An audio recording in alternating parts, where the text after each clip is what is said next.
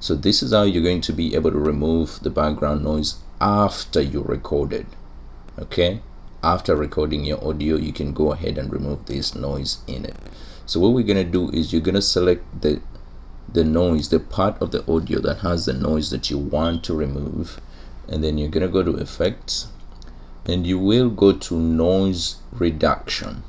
But at this first step, don't go to remove noise. So you just have to go here where it says get noise profile, because we're getting this profile here and we're going to be removing that noise from the entire audio. So after getting the noise profile, the second step is you will select entire audio.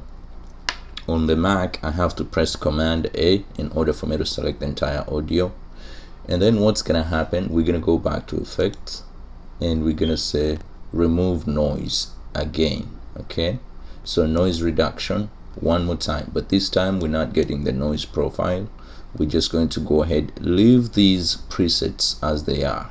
Okay, and if it doesn't work out for you the way you want it, you can go ahead and do the same thing again, and then it will reduce the noise tremendously. But you can leave these presets the way they are, and then you can just click OK, and you can see this. You can see how these waves have gone down a lot, so which means the noise has been reduced to almost zero. So if I play this back, let us remove the background noise. You can hear the sound is more crisp and it's more clear than it was before. So if you want to do it again, if you're satisfied with this, let us remove the background noise. For example, for me, I'm satisfied with this. So to export my audio without this, I can just select it and click delete, and I can select this part also, I don't need it, and I click delete. So you can see here, let us remove the background noise. You can see the audio is a lot more crisp and it's a lot more beautiful.